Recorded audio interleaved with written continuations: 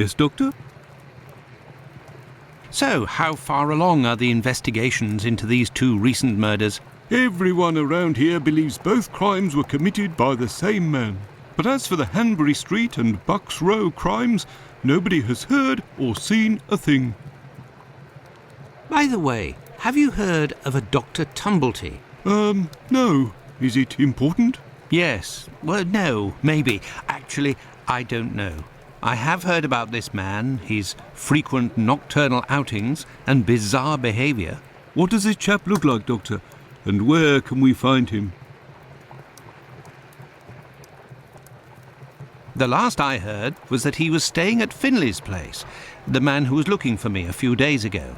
It would greatly assist us if you could ask Finley what your strange associate looks like. We could then see if the description matches any witness accounts. Tumblety is a man around 5'11", about 55 years old, extravagantly dressed and with a rather distinctive voice. He boards at Finley's. You should know where that is, as the police were there only yesterday. Their arrival coincided with a strange gas leak. Ah, yes, I know where you mean. Indeed, there was an odd affair with the gas. It was rather unsettling. We were searching for a well-known scoundrel who was ratted out by Squibby, the chap we followed and saved from the pack a few days ago. This thug, No Pity Bluto, must have been in the abandoned building in question. But there was no sign of him when we arrived. Furthermore, an inspector said that, given the smell, the thingamabob that supplies gas to the building was probably damaged. So we took no risks and were called away somewhere else. I will take my leave, Humphreys. Goodbye, Doctor. Well, it would seem that I have all the information I need for my investigation. Anyway, this fellow Bluto at the Wasp's Nest is rather shady and doesn't look like he'll want to cooperate. I'd be better off returning to Baker Street. Holmes will certainly know what to do. And besides, I am worn out.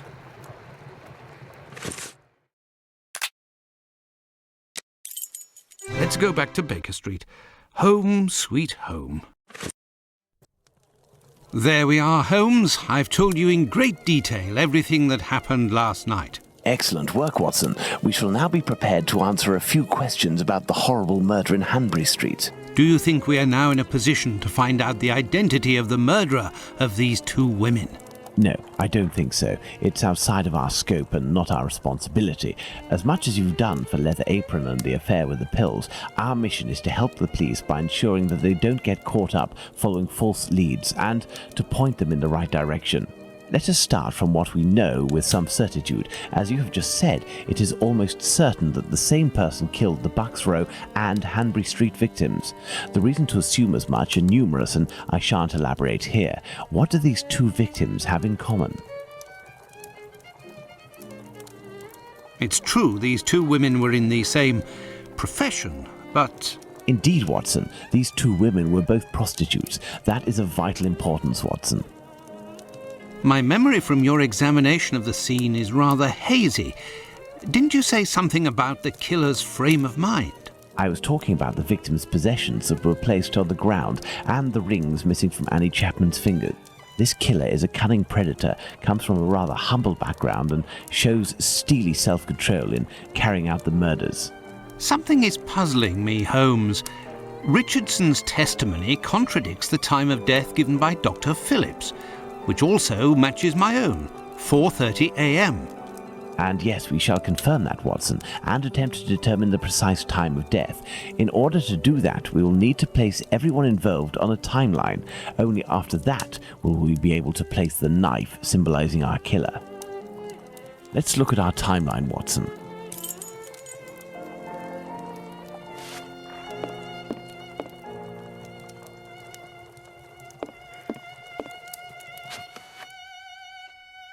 Let's put the time of death as assessed by Dr. Phillips on the timeline. The assessment of the time of the murder given by Dr. Phillips and yourself, Watson, 4:30 a.m.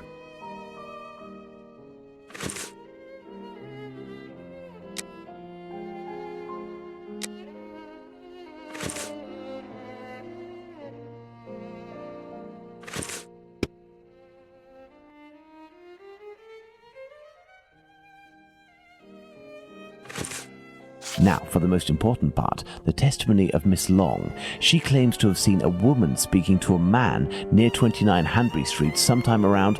What time, Watson? Let us assume, therefore, that Miss Long's testimony is, as is most certainly the case, true. She places her meeting with the victim at around 5:30, claiming to have heard a clock chime on the half hour at the moment when she enters the street.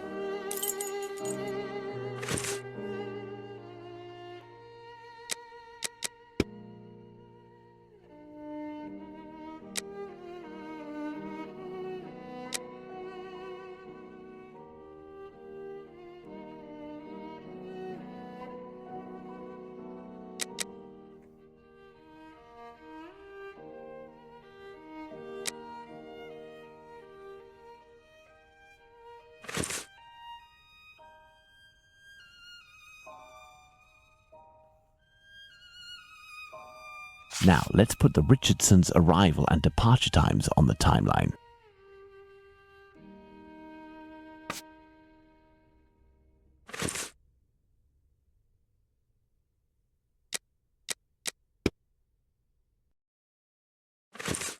Now, let's put the Richardsons' arrival and departure times on the timeline.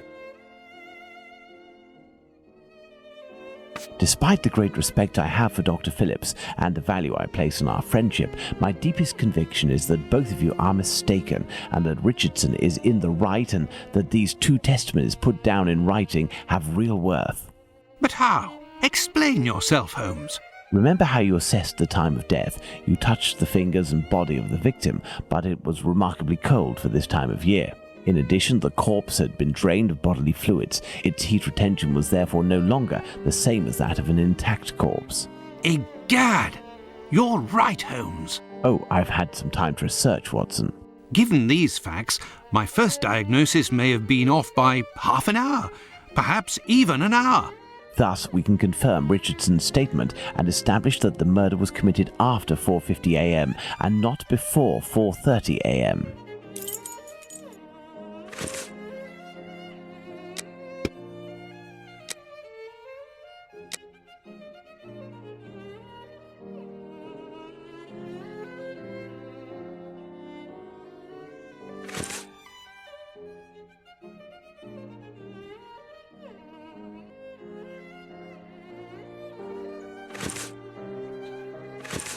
Our next witness is Albert Kadosh.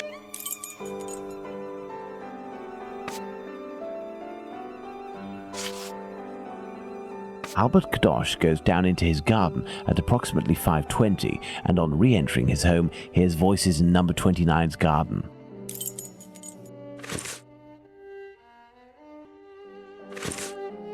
Let's place this symbol that represents Kadosh on the timeline. Kadosh goes back down into his garden approximately 4 minutes after having left it and hears the sound of an impact against the wooden fence. Let's place this symbol that represents Kadosh on the timeline. Kadosh leaves the garden, enters his house, then leaves for work, seeing the clock on the Spitalfields church showing 5:32. We left the station at 6 o'clock and it took us 20 minutes to arrive at Hanbury Street.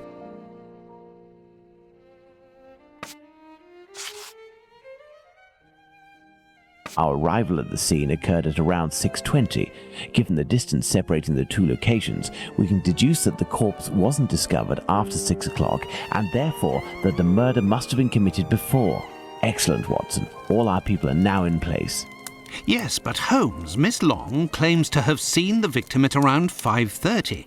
But according to Kadosh, someone, most certainly the victim and her murderer, was already in the garden at 5:30. Excellent observation, Watson. It must be noted, however, that these two witnesses, Long and Kadosh, saw the time shown on the clocks in the area, which are often inaccurate and went by their empirical and, in this case, erroneous estimate of how much time had passed. Thus, neither of these two times can be considered reliable. Do you mean to say that these two testimonies might match? Indeed. Let's put Miss Long's meeting with the victim at 2 minutes before 5:30. Let's add Miss Long's meeting with the victim at 2 minutes before 5:30 a.m. Mr. Kadosh claims to have passed by the Spitalfields Church at 5:32, which, given the distance from 27 Hanbury Street, would mean he was still at home at 5:31. Let's therefore put the end of his testimony at 5:31. Miss Long heard the man say to the victim, "Will you?" to which the victim responded yes, which would suggest that an agreement was reached and that the transaction was imminent. They then proceeded to enter the garden, which puts the voices heard by Kadosh at 5:29. We had thought that Kadosh had left 27 Hanbury Street at 5:31 after having heard an impact against the fence. Thus, 2 minutes passed between the moment when Kadosh entered the house after having been in the garden the first time and the moment when he returns to go out again and leave for work. How long did he estimate this interval to be? 3 to 4 minutes. In light of all this, Watson, we can finally establish the time of Chapman's murder. Now, place the knife at the exact time. Now then, taking into account that the local clock isn't exact and that a young man was off by a minute or two in his estimations of his comings and goings, we can confirm Miss Long's testimony and place the time of the crime at approximately 5:30. But in that case, Holmes, the man that Miss Long saw is none other than... That's right, Watson. It was the Whitechapel killer. To think that Miss Long and Kadosh were only a few feet away from him. Indeed, Watson. Had Miss Long passed just a little closer to the victim and her assassin, or had the young Kadosh popped his head over the fence out of curiosity, the killer would most certainly already be behind bars. That's some stroke of luck he had there. I couldn't agree more, Watson. But his luck didn't end there, given the mutilations inflicted upon this poor woman. What must be considered above all is the killer's obvious wish to remove one and only one specific organ. His surgery pinpointed the exact spot, avoiding superfluous incisions.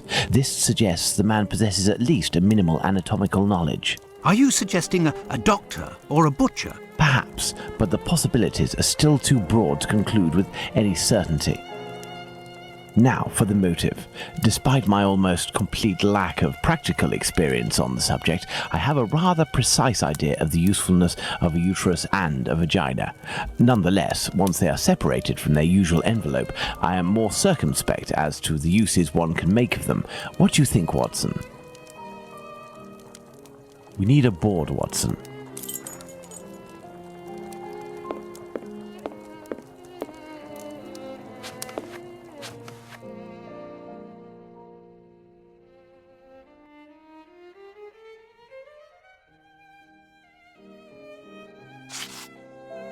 Perhaps it was intended as a study specimen. I have little faith in that theory. Hardly anything was taken from the Bucks Row victim. Black magic? Watson, this line of investigation is far too vague. We don't have a single clue in support of such a motive. We can eliminate this hypothesis. Holmes, what if it was cannibalism? Even if the idea is unbearable, we can't ignore it as a possibility.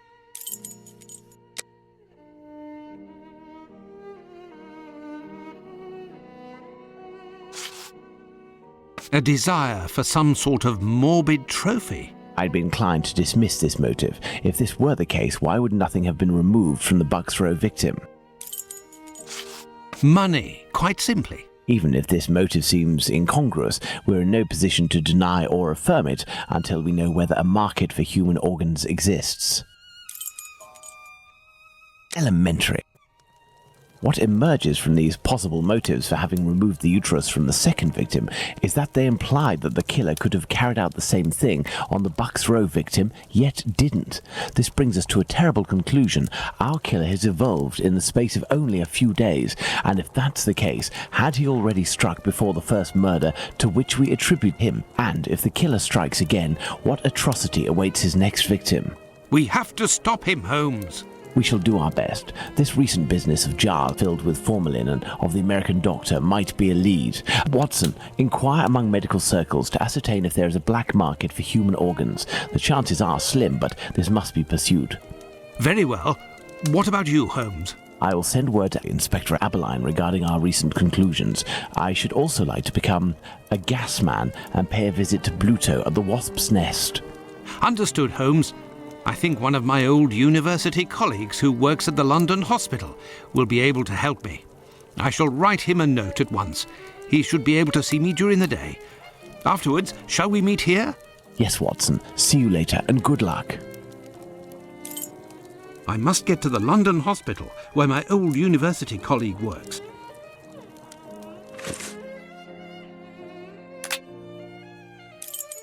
To the London hospital, quick! My colleague agreed to meet me here in one of the London hospital rooms reserved for students.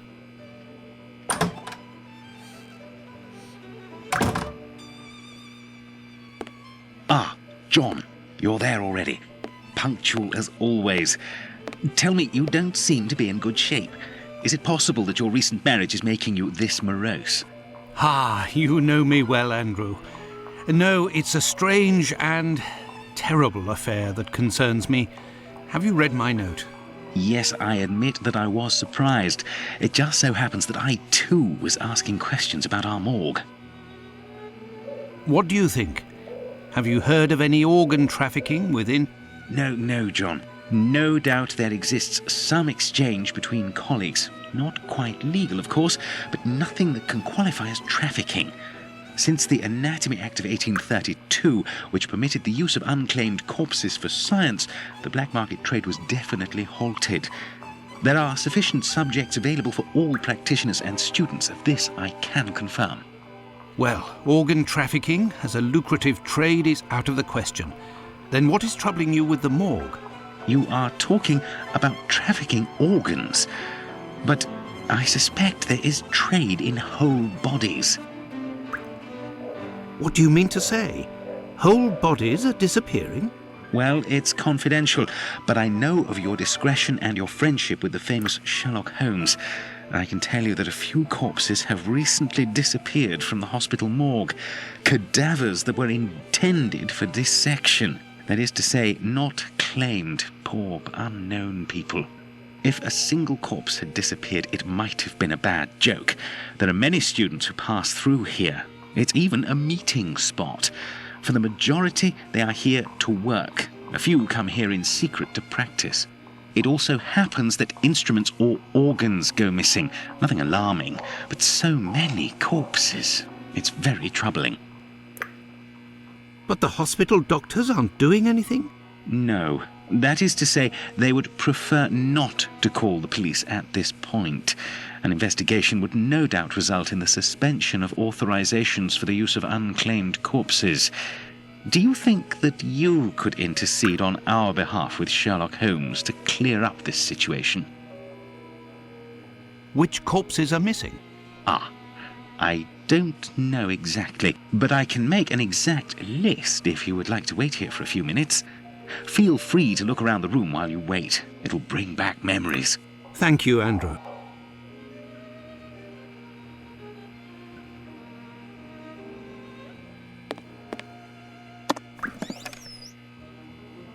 This surgical instrument resembles a screwdriver. How amusing. It might come in handy. I will return it later. It's here that students come to carry out their experiments. These wheeled trolleys are very handy for laying out surgical instruments. This wheel won't roll despite all of the added grease. Curious, as Holmes would say. A message.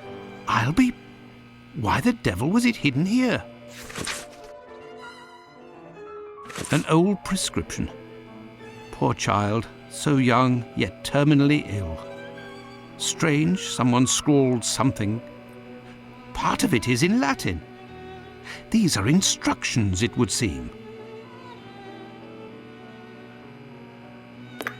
The last lesson must have been about the human heart.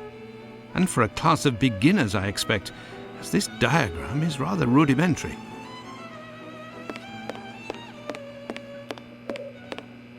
An encyclopedia of anatomy. A page on the human heart is dog-eared. Let's see.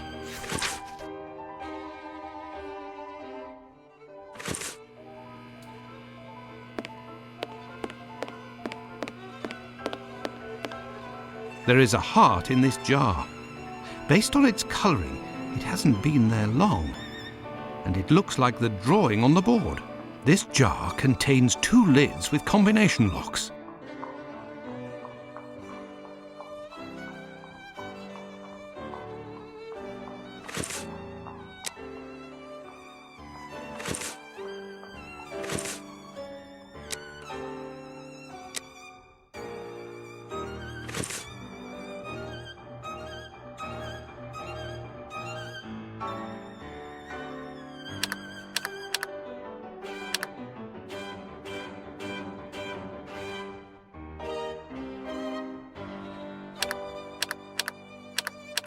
Look, there was a bit of paper stuck between the 2 lids.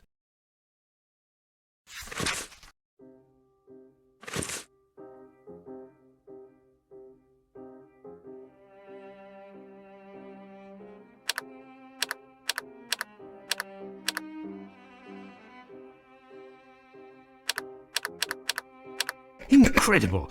Someone has hidden a magnet in this heart. But to what end?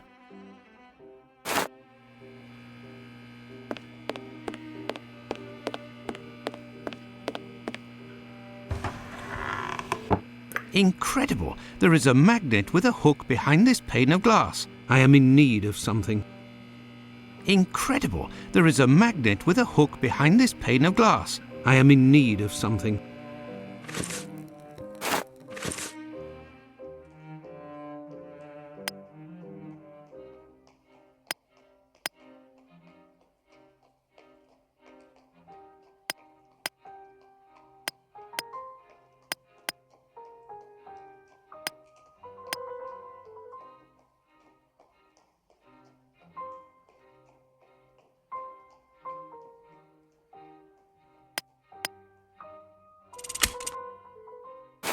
There, all done. Holmes couldn't have done better himself. A hole! I can make out something inside, but how to get it out? I will need a hook. I found it! A coded message. I do believe I will need Holmes. Here is the list, John. The missing corpses are those of a woman, 40 years old, beginning of August, another, 55 years old, 2 weeks ago, and recently, a young woman. These corpses had nothing in common except that they didn't have any apparent lesions. All of this is very troubling. Well, I think that I have all of the information possible, and I promise that I will do what I can to clear up this business. I must leave you, my friend, and... In the name of our friendship, Please, don't go so stare. to be sure. Thanks again, Andrew. it is I who must thank you, John. Don't forget to keep me up to date and say hello to your charming wife for me. Count on me, Andrew. I must go to the wasp's nest to find this rogue that Watson dubbed Bluto. He may be able to provide information on Dr. Tumblety. This lead, although tenuous, is well worth following. I must return to Whitechapel, but it would be better if I did so incognito.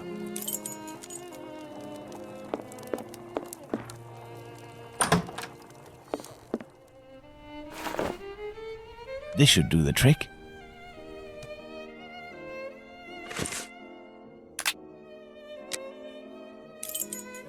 Let's go. Let's go to the wasp's nest.